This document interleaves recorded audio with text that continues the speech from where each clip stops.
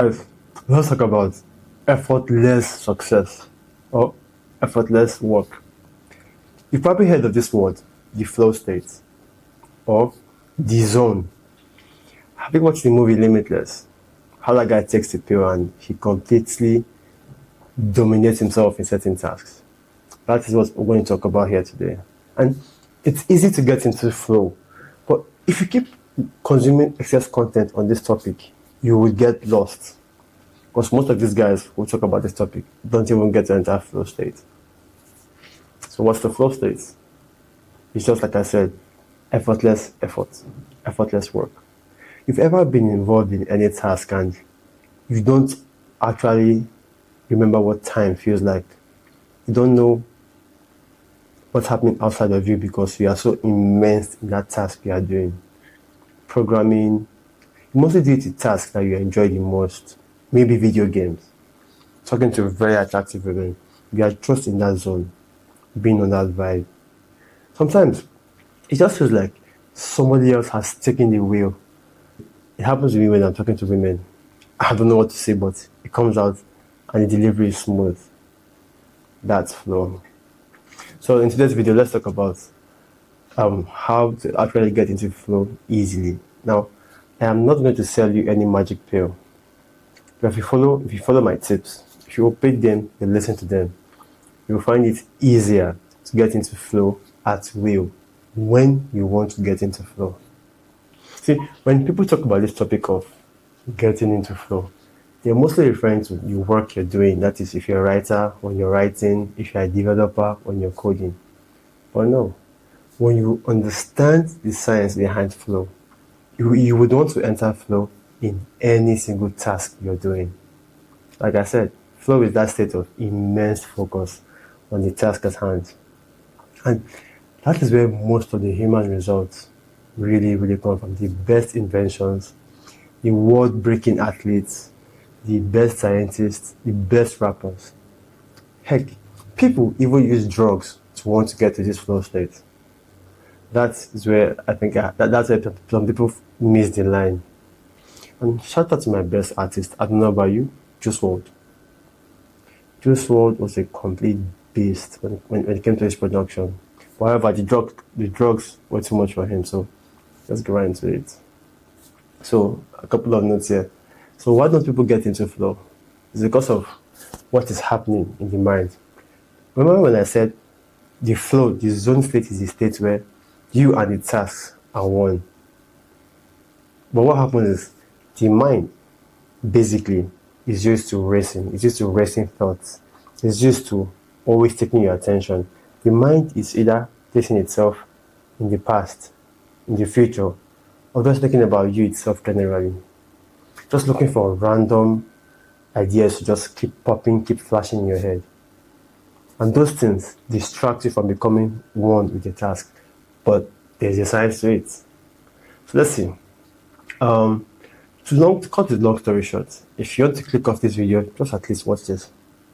Long story short of getting into flow is be able to sit down with a task without distraction for 2 to 4 hours, for an extended period, 2 to 4 hours. There's a reason for that, so now you can click off. But if you want to hear the science behind it, stick to the very end of this video. So the first part of it is you have a goal that you've broken down and you're ready to focus immensely for hours without any distraction. So the first step is the motivation. That is it. That task you're about to do. Why do you really want to do that task? It's a task that you have to do that you don't understand. You're going to have to force yourself through that task. And flow cannot happen when you are forcing yourself on the task. Remember, when you're actively involved in flow state, you are one with the task. You're not trying to achieve a goal. In that sense, you are trying to enjoy the tasks, enjoy the moment, just be in that zone completely.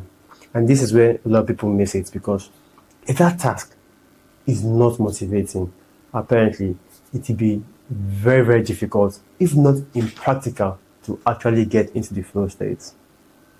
So the second part now is the environment. Now you have your goal, you have this action, this task you want to achieve. Now, you have to set up your environment to remove all forms of distraction. There are external distractions, there are even internal distractions that people are not aware of. So, external distractions, most of the time, is our phones. Our phones are one of the biggest sources of distraction. And if you work on your laptop too can also be a source of distraction.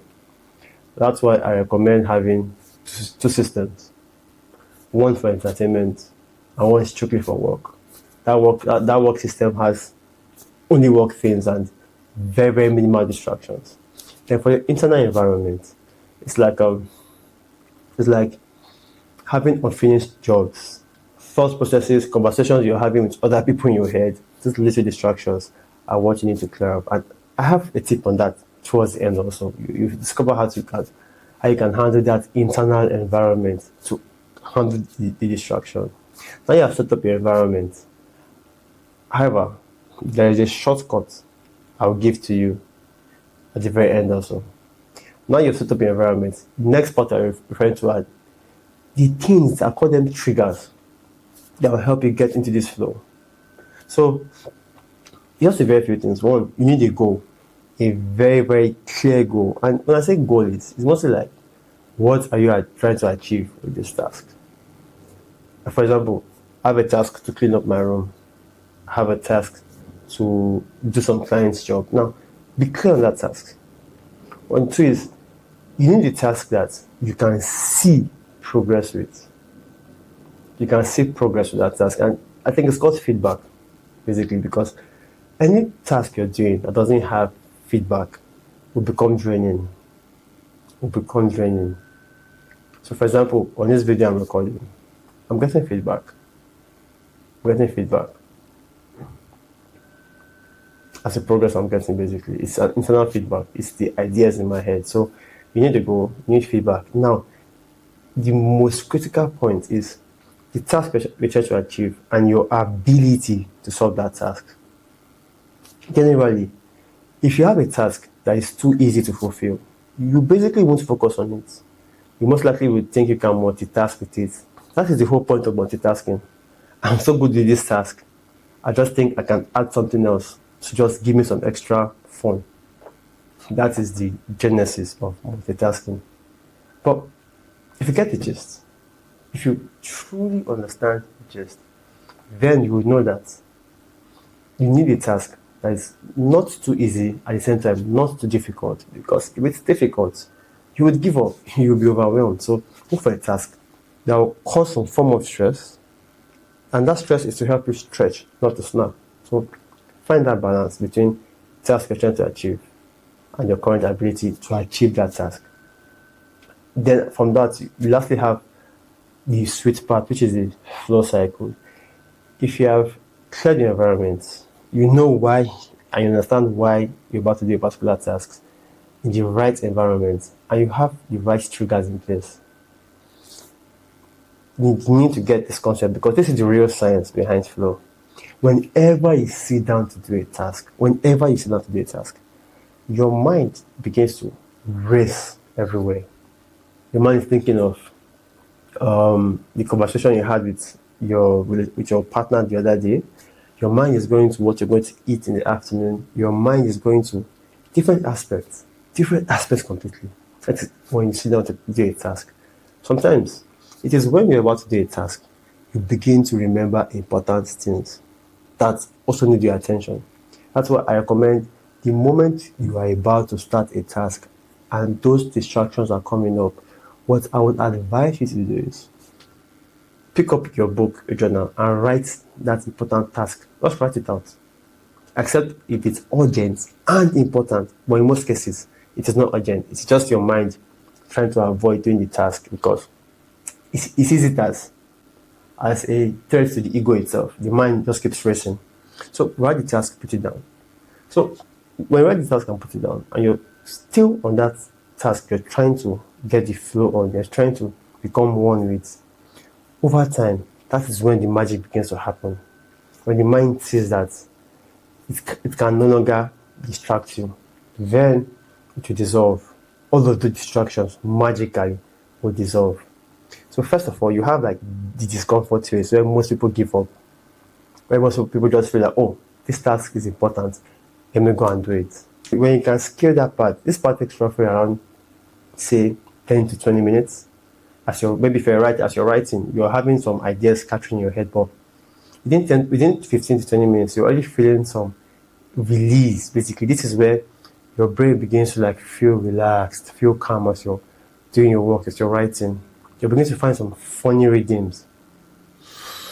Then the third step is actually the flow itself, where you are completely dissolved into that task. Complete dissolvement. So you see, the last part is recovery.